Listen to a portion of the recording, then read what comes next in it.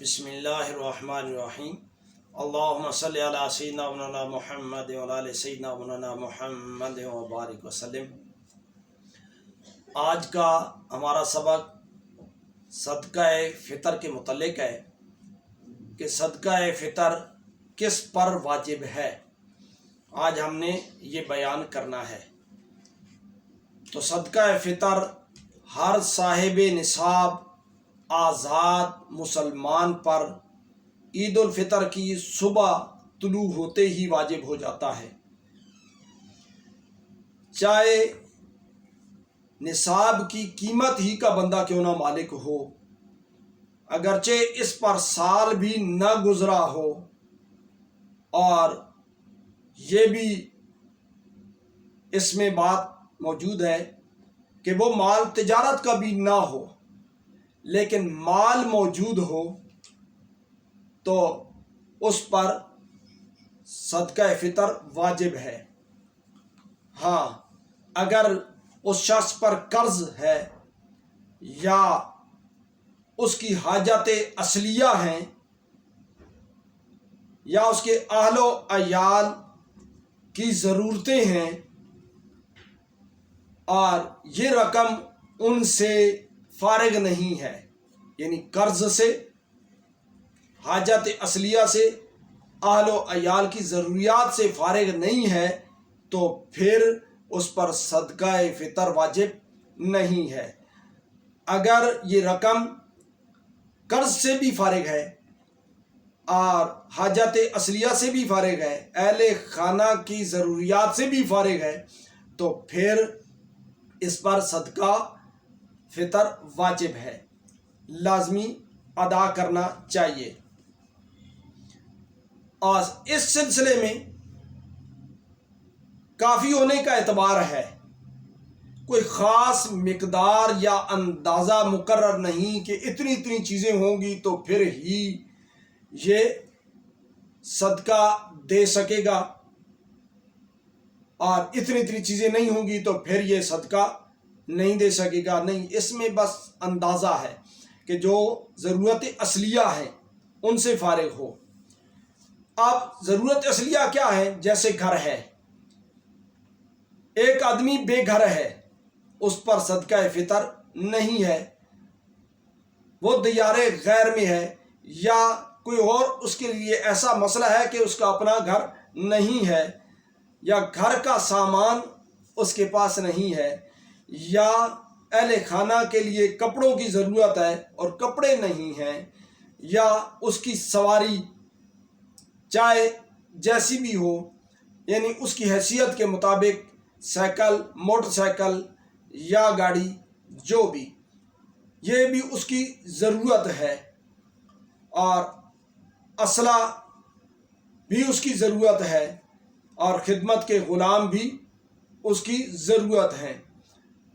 اور اگر یہ چیزیں اس کے پاس اویل ہیں تو پھر اس کی رقم اتنی ہے کہ وہ نصاب تک پہنچتی ہے، تو پھر اس پر صدقہ فطر لازم ہے۔ اب اس میں ہم ایک چیز دیکھتے ہیں کہ نصاب کی اقسام کتنی ہیں۔ نصاب کی اقسام 3 ہیں۔ سب سے پہلے یہ جاننا چاہیے کہ پہلی قسم ان میں سے کیا ہے۔ پہلی قسم وہ نصاب ہے جس میں بڑھنا شرط ہے، یعنی وہ نصاب بڑھتا رہتا ہے، اور یہ بھی ہے کہ بڑھنا بھی ہو اور حولان حول بھی ہو، یعنی سال کا بھی اس پر گزرنا ہو، ایسا نصاب۔ تو اس کا تعلق زکوٰۃ سے ہے کہ اس کا یعنی بڑھنا بھی اور سال کا گزرنا بھی، یہ دونوں چیزیں پائی جائیں تو یہ تعلق ہے اس کی زکوٰۃ کے ساتھ۔ دوسرا نصاب کیا ہے؟ دوسرا نصاب وہ ہے کہ جس کی وجہ سے 4 احکام انسان پر لازم آتے ہیں، یعنی واجب ہوتے ہیں۔ ان میں سے ایک کیا ہے کہ اس کے لیے صدقہ لینا حرام ہے۔ جس کے پاس وہ نصاب ہو، صدقہ لینا اس پر حرام ہے۔ دوسری بات یہ ہے کہ اس مال نصاب کی وجہ سے اس پر قربانی لازم آتی ہے۔ تیسرا یہ کہ اس پر صدقہ فطر لازم آتا ہے۔ اور اس میں جو چوتھی چیز ہے وہ یہ ہے کہ قریبی رشتہ داروں کا نان و نفقہ اس پر لازم آتا ہے کہ جو غریب ہوں یا یتیم ہوں وہ اس پر لازم ہے کہ ان کا نان و نفقہ یہ پورا کرے۔ یہ ہو گئی دوسری چیز۔ اب اس میں ہم دیکھتے ہیں کہ اس نصاب میں نہ تو تجارت کے ذریعے بڑھنا شرط ہے اور نہ ہی سال کا اس پر گزرنا شرط ہے، لیکن ہے تو نصاب اس کے پاس موجود ہے۔ لیکن تیسری ایک اور قسم ہے یا وہ نصاب ہے کہ جس کی موجودگی میں سوال کرنا حرام ہے۔ پہلی قسم میں صدقہ لینا اس کے لیے حرام تھا، اب تیسری قسم میں سوال کرنا حرام ہے۔ سوال کب کرنا حرام ہے؟ اس وقت سوال کرنا حرام ہے کہ جس وقت اس کے پاس رزق اتنا موجود ہو کہ ایک وقت اس پر گزر سکے، تو ایسی صورت میں اس کے لیے سوال کسی سے کرنا حرام ہے، یعنی یہ اس کی توہین ہے کہ وہ کسی کے سامنے ہاتھ پھیلائے، شریعت اس کی اجازت نہیں دیتی۔ اور بعض کے نزدیک تو یہ ہے کہ 50 درہم جس کے پاس موجود ہوں اس کے لیے سوال کرنا حرام ہے، وہ سوال کسی سے نہ کرے، اپنے رب ذوالجلال پر بھروسہ کرے، رب تعالیٰ اس کو عطا کرے گا۔ اب ہم نے بیان یہ کرنا ہے کہ کن کی طرف سے صدقہ فطر اس بندے پر لازم ہوتا ہے جو صاحب نصاب ہے، یعنی کن کن کی طرف سے دے گا۔ ایک تو سب سے پہلے وہ اپنی طرف سے دے گا، دوسرا یہ کہ وہ اپنے چھوٹے بچوں کی طرف سے دے گا جو محتاج ہوں۔ ہاں، اگر وہ بچے مالدار ہوں تو ان بچوں کے مال سے صدقہ فطر دیا جائے، کیوں کہ یہ بچوں کی جان کا صدقہ ہے، ان سے بلائیں ٹالنے کا صدقہ ہے، اس لیے بچوں کے مال سے صدقہ فطر ادا کریں۔ اس میں ایک اور چیز یہ ہے کہ دادا اگر موجود ہے، صاحب استطاعت ہے، باپ بھی موجود ہے، صاحب استطاعت ہے، اب دادا پر پوتوں کا صدقہ فطر لازم نہیں ہے۔